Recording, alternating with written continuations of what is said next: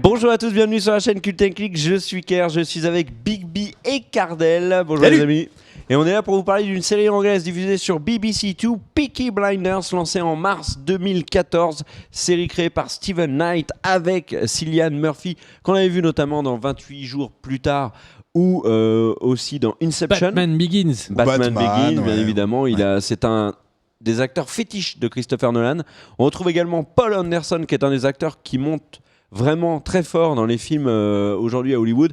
Hélène McCrory, qu'on a vu récemment dans Penny Dreadful. Annabelle Wallis, qui vient des Tudors et qui est l'héroïne du film Annabelle.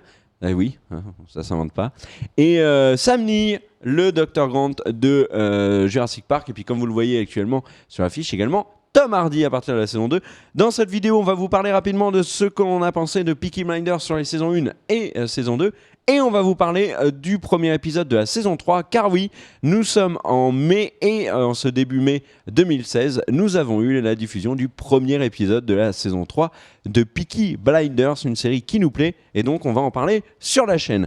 Est-ce que tu peux nous expliquer c'est quoi Peaky Blinders, mon cher Cardell ? Ouais, alors c'est très simple. Peaky Blinders, en tout cas la première saison, prend place en 1919, juste après la Première Guerre mondiale, à Birmingham, où en fait on va suivre un gang qui a réellement existé, qui s'appelait les Peaky Blinders. Alors pourquoi Peaky Blinders ? C'est parce que dans leur béret, ils mettaient des petites lames de rasoir, qui donc du coup quand ils se battaient, ça leur servait à aveugler les gens contre qui ils se battaient. Par contre, dans la vraie vie, c'était juste des gangsters comme ça. Dans la série, c'est en fait une famille, la famille des Shelby, qui en fait... Les Shelby Brothers. Les Shelby Brothers. We are the Peaky Blinders. Qui en fait font un peu main basse sur le comment dire, pas trafic, mais sur le commerce de paris, de courses de chevaux, et puis plein d'autres méfaits à droite à gauche. Donc ça, c'est pour la saison 1. Et on va donc suivre l'ascension de ces Shelby, mais aussi la volonté de la part de leur leader, Thomas Shelby, joué par Cillian Murphy, de devenir de plus en plus légal. Voilà. Et ça va être tout son combat, comment passer de l'illégalité à la légalité. Alors, petite info, ça va spoiler dans la deuxième partie de l'émission, quand on parlera le premier épisode de la saison 3. Là, pour l'instant, on est sur la partie saison 1, saison 2, on reste dans du très global. Du coup, si vous n'avez pas encore vu la série, c'est pour vous l'occasion de vous faire un avis et puis de vous laisser séduire par Peaky Blinders pour ensuite regarder le reste des vidéos. Complètement, et puis il faut savoir, c'est donc une série de gangsters, vraiment, assumée, mais avec ce petit truc en plus. Alors je vous le dis, je vous préviens, je suis archi fan de Peaky Blinders, donc pas très objectif parfois, je le confesse, il y a des moments où peut-être que je vais pas être objectif, voilà, bref. Mais cette série, pourquoi je l'aime tant, c'est qu'elle a réussi à moderniser, je trouve, le cinéma en général, ou série de gangsters, en foutant de la musique rock moderne, récente, mais qui colle, mais parfaitement, bizarrement, avec cette ambiance des années 1919. On va retrouver du Jack White, du PJ Harvey, du Arctic Monkeys, du Nick Cave qui fait le générique. Enfin, tout ce que j'aime et tout ce que j'écoute, de toute façon, c'est aussi pour ça que j'aime beaucoup cette série. Mais je vais peut-être un peu trop loin. Est-ce que c'est très bien. vous voulez que je continue ? Bon, il y a ça, il y a aussi le jeu. Moi, j'aime beaucoup le scénar, même s'il faut avouer, il y a des petite longueur. Je sais que Big B, en tout cas, sur la saison 1, tu avais eu beaucoup de mal, toi, à réussir à regarder, à terminer, en tout cas, cette saison 1. Alors ouais, en fait, moi j'ai un avis un petit peu différent de Cardell et qui en fait se prolongera. Je vais parler de l'épisode premier de la saison 3 pour un peu amorcer sa review sans la spoiler, donc vous pouvez... parce que pour moi, la série est vraiment très cohérente, elle garde à peu près les mêmes qualités, les mêmes défauts tout au long de ces 3 saisons. C'est vrai. Ces qualités dont parlait Cardell sont évidemment la musique, l'esthétisme. Il y a un vrai travail sur les cadres, la colorimétrie, enfin bref. Mais pas que, les costumes. Il y a un vrai look, il y a classe. définitivement un vrai look. Les personnages ont une gueule qu'on voit pas ailleurs, quoi. La coupe de cheveux, le comportement. Si, on le voit ailleurs très régulièrement dans tous les catalogues hipster, dans les jeunes Kaira de la série Marseille, et également dans... Sauf que là, c'est les Peaky Blinders. Je crois que c'est Griezmann dans l'équipe de France qui a aussi cette Griezmann, ouais. Griezmann. Oh, ils sont plusieurs. Et Giroud et Debuchy aussi. Donc au final, on les retrouve. C'est un look très à la mode, mais la série en fait, elle a limite d'assumer ça, le fait que à chaque image, on pourrait en fait se retrouver dans un reportage Vogue sur tel mannequin, ou etc. Donc c'est une série qui est fait vraiment très papier glacé. Moi, c'est un petit peu ce qui me dérange, c'est que j'ai jamais particulièrement oufement accroché à l'histoire.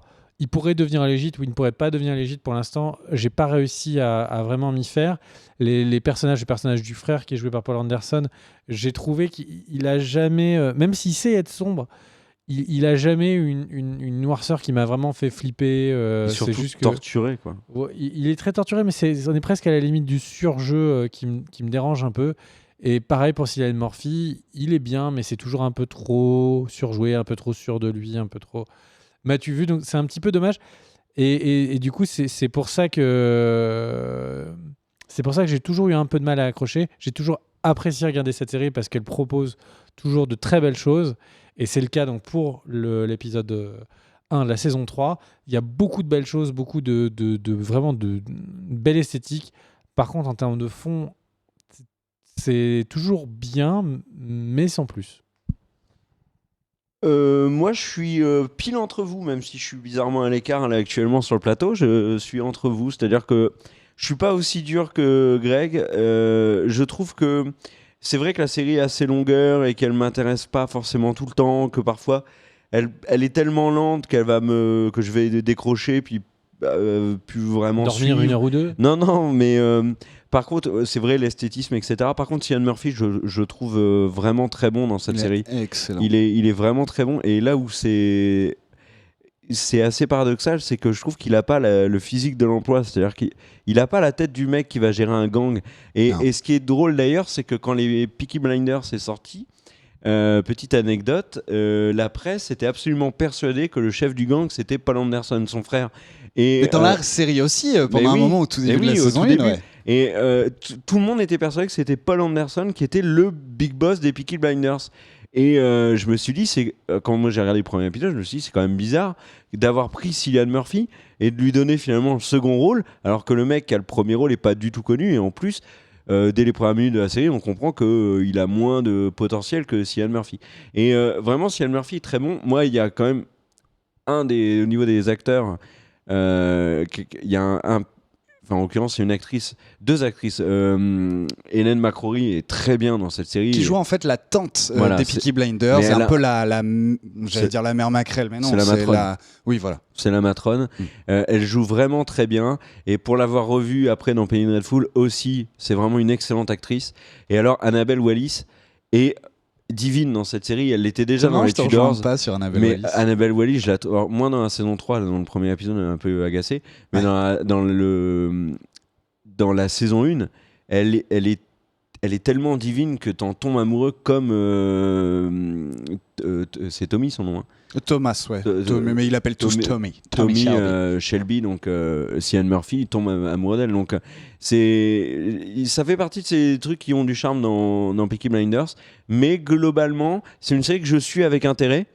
Mais dès que je l'ai terminée, je l'ai quasiment oublié. Sauf, et on en parlera après, ce premier épisode de la saison 3 qui, moi, m'a beaucoup plus intéressé au niveau de l'esthétisme et de ce qu'il me proposait pour la suite. Du coup, peut-être, pardon. Vas-y. Ce que j'allais dire, et du coup, passons plus du coup, sur l'épisode 3. Je veux juste revenir, une des grosses forces aussi, je trouve, de Peaky Blinders, c'est justement la force de ces personnages, qu'ils soient principaux ou secondaires.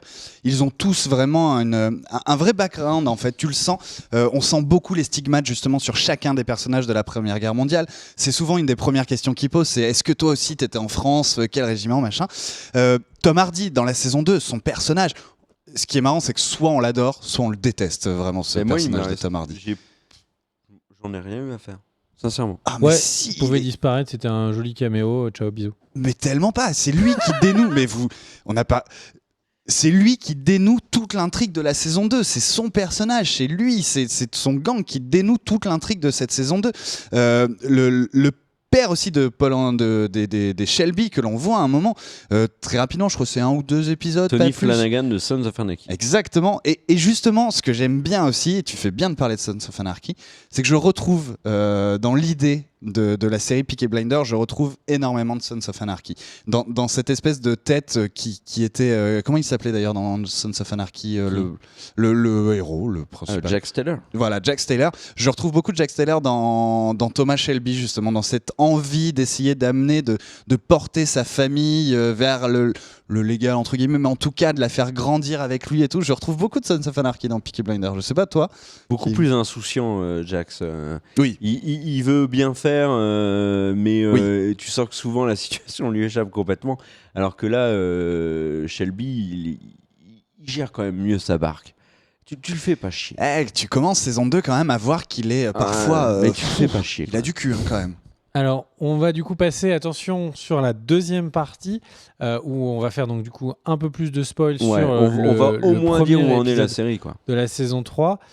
Et donc, du coup, pour ça, on va écouter les avis de Kerr et de Cardell. Kerr, qu'est-ce que tu en as pensé de cet épisode? Eh ben, j'ai été perturbé par la promo de la saison. Puisque sur la seule image promotionnelle de la saison 3 que j'ai trouvée, Annabelle Wallis n'apparaissait pas. Donc je me suis dit, what the fuck, pourquoi elle n'est plus là, mon Annabelle?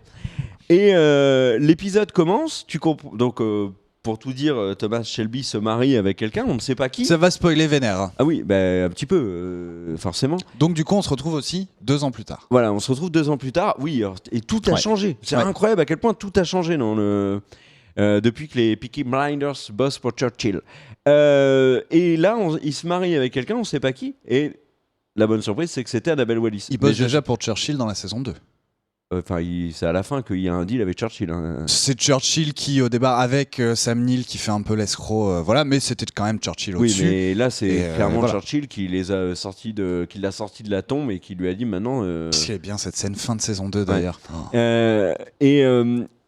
Donc le mariage, etc. Et cet épisode est uniquement sur le mariage, avec une nouvelle intrigue, une nouvelle menace, les Russes, avec le fait qu'on sait que Tom Hardy est toujours potentiellement dans le secteur, que tous les Peaky Blinders sont pas forcément chauds pour bosser avec Churchill parce qu'il y a des vrais enjeux et des vraies menaces autour de tout ça. C'est trop gros pour eux en fait. Et par contre là, ça me fait encore plus penser aux Suns. Oui, mais c'est pour ça que je te dis ça. C'est complètement ça. Parce que là, on part sur de la guerre, enfin sur de la politique internationale, et les Peaky Blinders ne veulent pas, enfin la majorité d'entre eux ne veulent pas s'en mêler. Et j'ai trouvé ça vraiment intéressant. Et alors là, par contre, dans cet épisode, c'est Hélène McCrory qui m'a scié. Elle était vraiment excellente. Le truc des 2 flirts, le coup du mot de passe et tout, je l'avais pas du tout vu venir. Et Cillian Murphy, qui alors là, par contre, il n'y a pas une seule personne qui va ouvrir sa gamelle quand il l'ouvre lui, quoi. Même les généraux et tout. C'est incroyable quand il parle avec son beau-père et qu'il lui dit bon, maintenant ferme ta gueule, t'es bien gentil. Ça, génial. Mais tous ceux qui ont un beau-père qui parlent au père de leur épouse. Mais vous avez tous rêvé un jour de dire ce qu'a dit Thomas Shelby, quoi. C'est un truc de ouf. Complètement. Et donc voilà, moi j'ai trouvé cet épisode vraiment intéressant. Et je ferai un autre parallèle avec une autre série qui a commencé sa saison 3 au même moment, c'est Penny Dreadful. C'est que Peaky Blinders m'offre avec ce premier épisode des choses qui me font espérer de très bonnes choses pour la saison 3, plus que les saisons 1 et saison 2. On sent que ça avance. Big B, t'en as pensé quoi? Moi, du coup, j'ai fait un peu déjà ma review. J'ai envie d'entendre surtout ton avis maintenant. En fait, un peu déstabilisé au début. L'épisode se lance, je vois 2 ans plus tard. Je me dis, ah non, pas eux, quoi. Ils nous ont pas fait ce qu'on voit très souvent en ce moment. Changement de saison, on est plus loin. Et au final, ça marche super bien. De nouvelles bases sont posées. Tu sens que ça a évolué énormément. L'entreprise des Shelby a évolué, tout comme leurs personnages. On sent même un peu qu'il va peut-être y avoir des problèmes entre les frères là-dessus. Tu as John qui est un des autres frères. J'ai eu du mal à les reconnaître, moi. Ah ouais? Ouais. Par contre, le fils de Hélène McCrory, à mon avis, lui, ça va être un sacré personnage. Ça va être un sacré personnage. Non, voilà, et je retrouve dans cette saison 3, pour l'instant, ce n'est que le pilote, ma série de gangsters où voilà, je kiffe. Enfin, je sais tellement pas quoi dire, tellement je surkiffe, peu importe ce qu'ils font. En fait, ça pose de super bases. On nous exporte un peu à l'international, alors que dans le reste, Birmingham, Londres, on n'était pas allé plus loin que ça. Birmingham et Londres. Là, possibilité Et Londres, peut-être ça de avait été voyage. une vraie expédition. Tu sentais que c'était loin. C'était l'impression que c'était le Far West pour Londres. Complètement. Et justement, ils jouent beaucoup depuis le début, Peaky Blinders, avec les Gitans contre les Italiens, contre les Juifs. Et là, on a les Russes qui se foutent là-dedans. Je trouve que c'est une super idée. J'aime aussi ce qu'ils induisent, c'est-à-dire qu'ils vont devoir faire attention à tout le monde. Déjà qu'ils ne faisaient pas confiance en grand monde, mais maintenant, ça va être ça annonce tellement de bonnes choses. Annabelle Wallis, par contre, j'ai beaucoup de mal avec cette actrice. Mais vraiment, je trouve que c'est le seul un peu point noir pour moi de cette série, c'est Annabelle Wallis. Et encore une fois, dans cet épisode, je la trouve un peu en dehors de tous justement les super acteurs qu'il y a autour. Je sais pas, j'ai vraiment mais depuis c'est Day parce que One. t'as pas vu les Tudors. Possible. Parce que C'est j'étais James avec Seymour, Meunier. c'est James Seymour dans les Tudors. C'est level 100 direct. Et je pense, alors bizarrement, tu vois, c'est pas Annabelle Wallis que je fustigerais, mais plutôt je pense que son personnage aussi n'est pas très intéressant. En fait, il est beaucoup moins intéressant que dans la saison 1. Quand Ouais. elle était Complètement. barmaid, serveuse dans le bar des Peaky Blinders, et qu'elle avait cette relation un peu ambiguë avec Thomas Shelby, le début de leur flirt, moi j'ai trouvé que c'était génial. C'est là où je l'ai kiffé. Après, toutes ces embrouilles et puis toute son histoire dans la saison 2, au final, ça m'est complètement passé au-dessus, quoi. Et puis saison 3, tu sens, en fait, tu peux d'ores et déjà te dire ce que va faire Annabelle Wallis. On l'a vu récemment dans un film avec Tom Hardy qui était Legend, où justement il jouait des gangsters jumeaux, où la femme d'un des deux jumeaux voulait que son mari arrête le business, rentre. Et tu sens qu'elle va jouer ce rôle-là. Moi, je pense pas du tout. Moi, je pense que ce qu'elle va jouer, c'est la mort, et très vite. Je pense qu'elle va mourir. Ouais, why not? Moi, je pense qu'elle va se faire flinguer et que... Soit elle meurt, soit elle va être une chieuse pour moi. Et ça me me plaît ressort pas. scénaristique important à Thomas. Bah oui. Ouais, complètement. Enfin, voilà, après, pareil que toi, Hélène McCrory, là-dessus. Splendide, voilà. Moi, Et puis, dès ce premier épisode, il y a du Radiohead et du Nick Cave. Nickel. Ils ont un peu réutilisé de la BO des dernières saisons. Je crois pas avoir entendu beaucoup de nouvelles musiques. En fait, il y en avait 3 musiques dans celui-là, si je dis pas de bêtises. Radiohead à la fin et Quel 2 de album Nick Cave. Je l'ai chasamé, je pourrais te dire ça Est-ce tout que à c'est l'heure. le nouvel album? J'ai pas Ça serait fait ouf gaffe. parce que ça a été diffusé C'est pas faux. Attendez, je à vais vous 2 dire jours ça. près, quoi. L'album de Radiohead est sorti dimanche et le Peaky Blinders est sorti vendredi, je Mais crois. je ne crois pas, je vous dis ça de ce pas. Non, tu as Nick Cave, le générique comme d'hab, Red Right Hand de Nick Cave. Ensuite, on a une deuxième de pour Nick parler Cave. du générique, justement, c'est un des trucs que j'aime le plus dans Peaky Blinders. Je pense que c'est ce que j'aime le plus. C'est le fait que le générique commence dans la série. Avec les premières notes et tout. Ça, Il Il n'y a pas de générique en fait. Bah oui, Y a et pas- ça, je trouve ça génial. Non, complètement. Excusez-moi, je suis du coup en train Il y a de pas chercher souci. quel Et du coup, album. pendant Ah, ce monsieur temps-là, a la bonne on va franquette, hein. pouvoir vous dire que si vous aimez beaucoup Peaky Blinders, dites-le nous dans les commentaires pour savoir si vous voulez qu'on fasse plus de choses dessus. Il y a également la possibilité de faire un pouce bleu. Nous ne savons pas trop à quoi ça sert, mais visiblement c'est sympathique. Et après, il y a également et surtout le fait de vous abonner à la chaîne pour pouvoir voir plus de vidéos. Et demain, et le jour d'après, et le lendemain du jour d'après, tous les jours, il y aura des vidéos sur la chaîne de Cult & Click pour parler de cinéma, de séries. Pardon, Et on fait juste ça pour Ah oui, c'est avoir un des vieux problèmes morceau, de ça. droit. ouais, c'est sur l'album Amnésiaque. D'accord. Enfin bref, on se retrouve donc demain pour une nouvelle vidéo. Abonnez-vous et des bisous. Ciao. By order of the Peaky Blinders.